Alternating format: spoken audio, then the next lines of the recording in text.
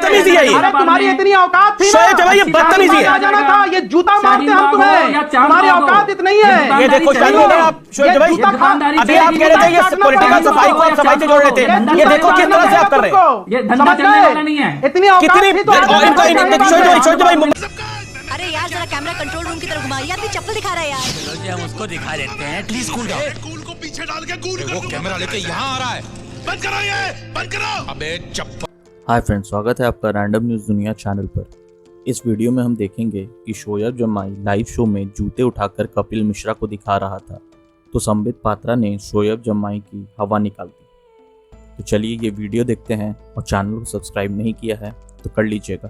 बदतमीजी है ये। अरे तुम्हारी इतनी औकात थी ना, शोएब ये बदतमीजी है। आ जाना था, ये जूता मारते हम तुम्हें, तुम्हारी औकात इतनी है। ये देखो शादी हो गया आप शोएब भाई, अभी आप कह रहे थे ये पॉलिटिकल सफाई को आप सफाई से जोड़ रहे थे, ये देखो किस तरह से आप कर रहे हैं। ये धंधा चलने वाला नहीं है। इतनी औकात थी तो शोएब भाई अरे यार जरा कैमरा कंट्रोल रूम की तरफ घुमाइए, यार चप्पल दिखा रहा है यार। चलो जी हम उसको दिखा देते हैं, प्लीज कूल डाउन। कूल को पीछे डाल के कूल वो कैमरा लेके यहाँ आ रहा है, बंद करो ये, बंद करो। अबे चप्पल नीचे कर, ये सारे देश की जनता देख रही है, चप्पल नीचे कर।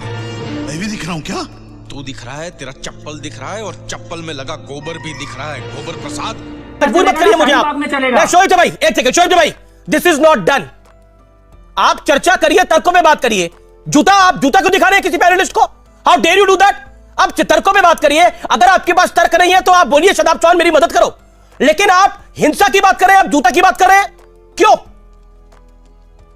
शोएब भाई? ये आपकी पॉलिटिकल वैल्यू है? इतने बड़े शो में आकर ये काम करे जूता नीचे रखो अपने पहले। करना चाहते थे वो नहीं कर पाए। देखिए आप गुंडे नहीं है शोएब भाई कहीं, शोएब भाई कहीं के गुंडे नहीं है आप। जो ये करना चाहते थे वो नहीं कर पाए मेरे कारण, उसका दर्द है, क्योंकि ये यमुना संबित पात्रा को मैंने एक second, Kapil Mishra hold on, Shoaib भाई होल्ड ऑन, ऑडियो डाउन करिए संबित पात्रा। देखिए अमीश भाई, मुझे थोड़ा सा आप 20 सेकंड अनइंटरप्टेड कहने दीजिए। अमीश भाई, तर्क होना, कुतर्क होना, वितर्क होना, ये सब कुछ जायज है, डिबेट में चलेगा, मगर डिबेट में जूते पकड़ करके किसी पैनलिस्ट को जूते चाटो तुम यहां पर इस प्रकार के शब्दों का प्रयोग करना। आखिर इतने बड़े बड़े चैनल में जैसे बच्चे देखते हैं, हमारे घर की माएं देखती हैं, हमारी बहनें देखती हैं, हम क्या संस्कार सिखाएंगे लोगों को? मुझे माफ करिएगा अमीश भाई, इस प्रकार के अनपढ़ जाहिल लोगों को अगर टीवी में बुला करके हम इनका महिमा मंडन करेंगे तो भविष्य इस देश का ठीक नहीं है। ऐसे लोगों को आप डिबेट में मत इन्वाइट करिए। ये मुस्लिम स्कॉलर है, ये मुस्लिम समाज के नाम पे धब्बा है, धब्बा। कौन सा मुस्लिम स्कॉलर जूते उठाकर बात करता है? कौन सा मुस्लिम स्कॉलर जूते उठाकर बात करता है? ये स्कॉलरशिप है, ये जूता उनका सर्टिफिकेट है, ये जूता उनकी स्कॉलरशिप का सर्टिफिकेट है। ऐसे स्कॉलर की आवश्यकता किसी नेशनल चैनल को नहीं होना चाहिए। अमीश जी, मैं आपसे सविनय निवेदन करता हूं कि इस प्रकार के छुटभैया नेता, इस प्रकार के अनपढ़ नेताओं को आप तत्क्षणात चैनल से बाहर करिए, ताकि एक सबक इन लोगों को हो।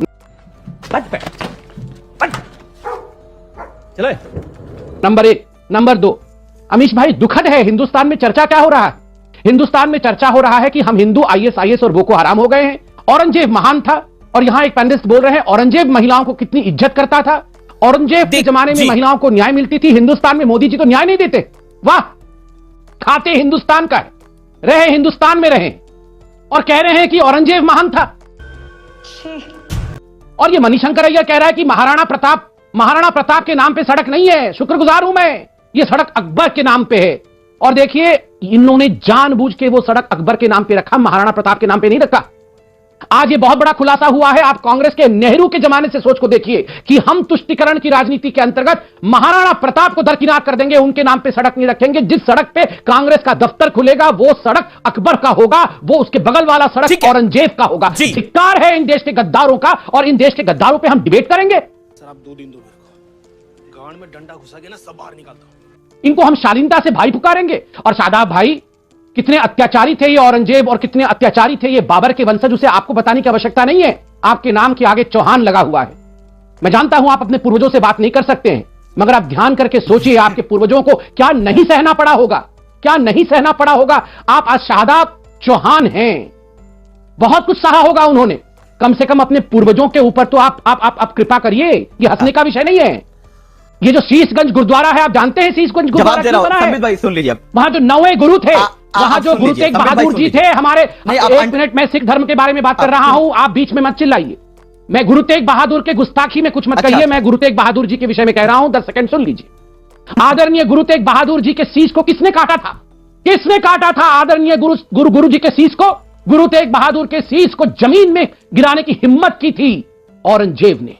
शीशगंज गुरुद्वारा उनके नाम पे। 4 शहजादों को मैं नमन करता हूं। 4 शहजादों को, 4 शहजादों को दीवार में चुनवाने का काम किसने किया था? मुगलों ने किया था। इन मुगलों ने किया था 4 शहजादों को दीवार में चुनवाने का काम। आप अगर वो प्ले होता है, आप अगर वो किताब भी पढ़ लेंगे या वो प्ले देख लेंगे तो आपकी आंखों में आंसू आ जाएंगे, झरझर आप रोएंगे। अरे सलाम है उन 4 शहजादों को। छोटे छोटे उम्र में बच्चे शहीद हो गए धर्म को बचाने के लिए। और धिक्कार है इस राहुल गांधी को। 60 साल का होने वाला है, अपने धर्म को बेच करके, अपनी मातृभूमि को बेच करके शहजादा बनना चाहता है, आलम बनना चाहता है।